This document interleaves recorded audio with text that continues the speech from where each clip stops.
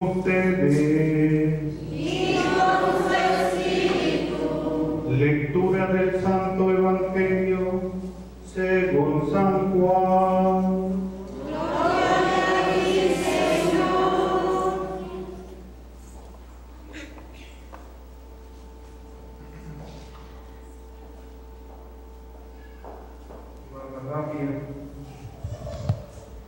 Estos niños y jóvenes que están aquí para nuestra celebración eucarística fueron bautizados, traídos a la iglesia por sus padres y padrinos con la promesa de que serían educados en la fe y de que un día recibirían por la confirmación la plenitud del Espíritu Santo. Ese fue el compromiso. Ahora, pasado el tiempo, han seguido en el proceso de pastoral que llevamos, su formación en la catequesis escolarizada, pasando por los 3 cursos para la Eucaristía, para la comunión, que por primera vez van a recibir, y por 3 cursos para la confirmación, que también van a recibir hoy. Como responsable de este proceso, de esta atención espiritual de ellos, me da bastante gusto poderlos presentar con sus papás, con sus padrinos, con toda la comunidad, porque estamos seguros de que han hecho ese esfuerzo de prepararse, de conocer la fe, porque de esa manera serán mejores discípulos de Cristo.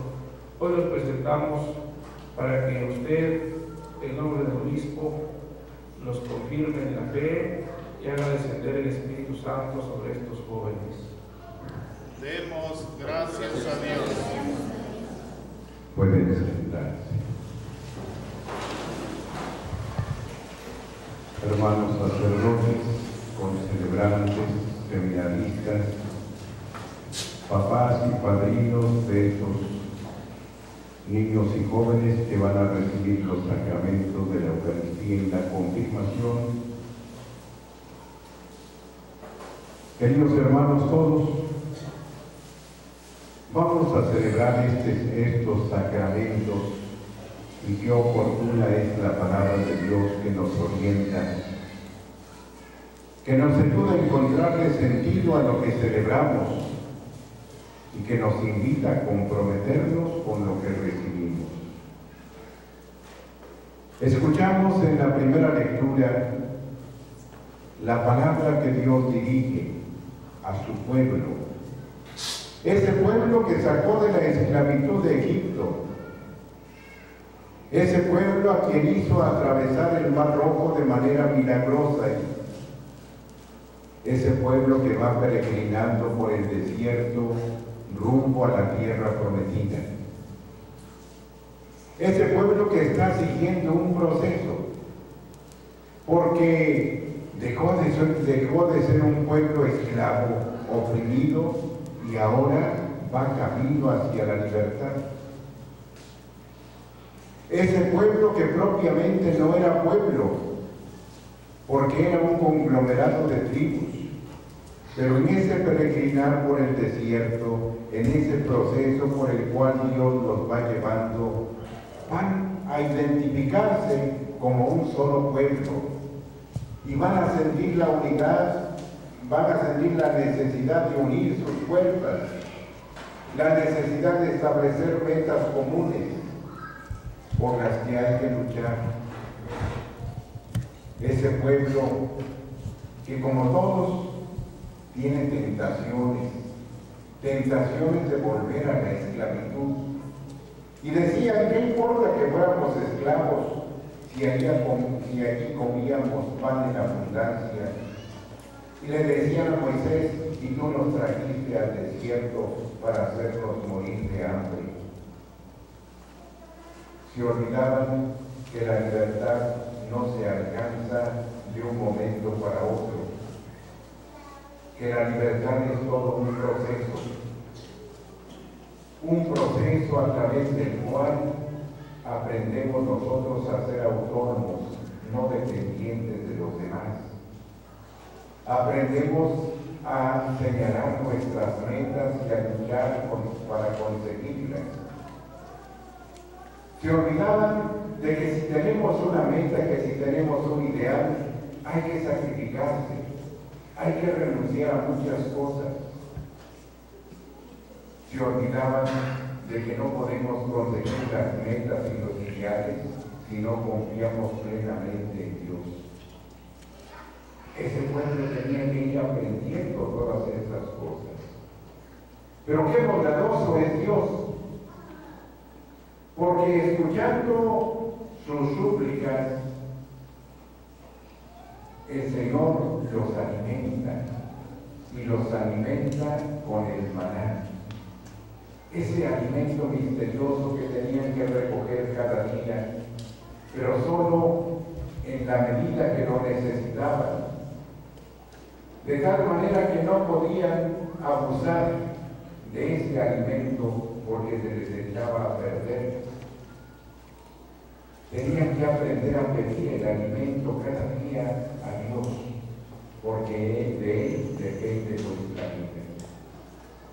Y comieron el maná, que les daba fuerza para seguir avanzando, que los impulsaba para alcanzar la meta, la tierra prometida. Pero todo lo que aconteció en el Antiguo Testamento no era sino figura, imagen de lo que sucedería en el Nuevo Testamento. Por eso escuchamos en el Evangelio cómo Jesús llega a afirmar que ese alimento, ese maná del cielo que comieron en el desierto sus antepasados, no era el verdadero pan del cielo, porque el verdadero pan del cielo era Él. El verdadero alimento que verdaderamente fortalece al hombre es comer su cuerpo y beber su sangre. Eso es lo que nos da vida verdadera. Y así Jesús los invita para que coman de su cuerpo y beban de su sangre. Una enseñanza que a las primeras causaba repulsión, rechazo. Una enseñanza, una doctrina que a muchos los hizo retirarse de Jesús, no andar ya con Él. Después de que Jesús pronuncia ese sermón, ese discurso, ya no lo seguirán las muchedumbres. Y Jesús invitará a sus apóstoles para decirles, ¿ustedes también quieren irse? Y Pedro, en nombre de todos, responderá, ¿y a dónde iremos, Señor, si solo tú tienes palabras de vida eterna? Jesús es el alimento verdadero y nos invita a comerlo. ¿Y cuánto amor nos tiene Jesús? Porque nos enseña a darnos y a darnos generosamente. A veces nosotros manejamos refranes y decimos, entre otras cosas, que prometer no cuesta nada, pero el dar empobrece. Jesús nos hace ver que no es verdadero. Él no nos hace promesas simplemente. Él se nos da y se nos da con generosidad. Se entrega por nosotros, da su vida por nosotros, derrama su sangre para lavarnos de nuestros pecados. Y Él se convierte en alimento. Aquel Jueves Santo, allí reunido con sus discípulos, instituirá el sacramento de la Eucaristía. Cuando toma el pan y les dice, tomen y coman, esto es mi cuerpo. Y hace lo mismo con el cáliz lleno de vino, tomen y beban, esta es mi sangre, sangre de la nueva alianza que será derramada por ustedes. Hagan esto en memoria mía. Y nos decía no solamente celebrar un rito, que viene a ser el memorial El memorial lo que nos recuerda esa entrega y esa adoración de Jesús. Y que no solamente ellos los que vivían ese momento, sino todas las generaciones tenían que celebrar recordando el amor de Dios, recordando la nueva alianza que Dios venía a establecer con nosotros a través de Cristo su Hijo. Él nos invita para que comamos su cuerpo y bebamos su sangre. Nosotros tendríamos que preguntarnos si verdaderamente creemos en esta palabra de Jesús, si verdaderamente sabemos valorar este alimento que Dios nos ofrece, porque muchas veces nos atraen las cosas materiales y le damos primacía a esas cosas, no le damos valor, no reconocemos la verdad que Cristo nos dice cuando nos invita a comer de su cuerpo y a beber de su sangre. Decía que lo que aconteció en el Antiguo Testamento era figura, era imagen de lo que sucedería en el Nuevo Testamento con Cristo Jesús. Por eso hablábamos también en la segunda lectura del libro de los Hechos de los Apóstoles acerca del bautismo.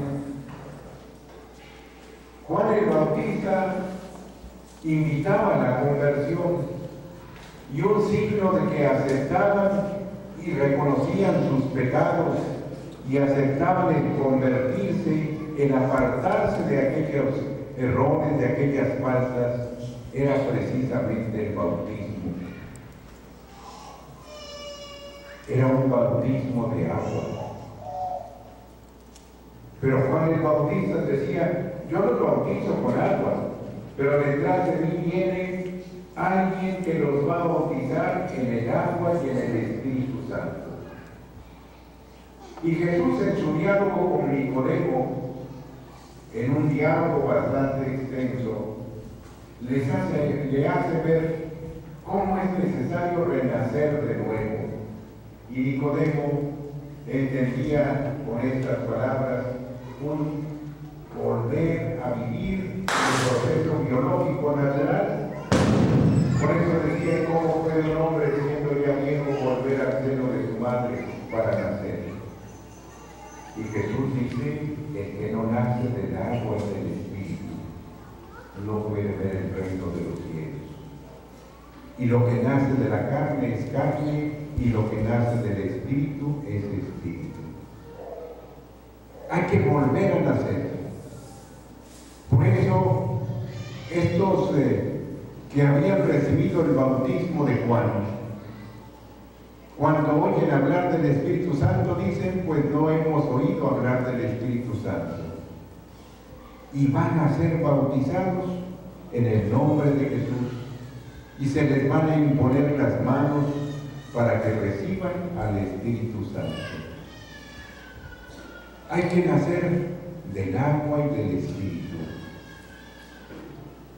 Fijémonos cómo esto nos va comprometiendo, esto nos va obligando, porque nacer del agua y del Espíritu es un compromiso que nosotros establecemos con Cristo. Un compromiso porque conocemos los caminos que Jesús nos va ofreciendo, nos va presentando.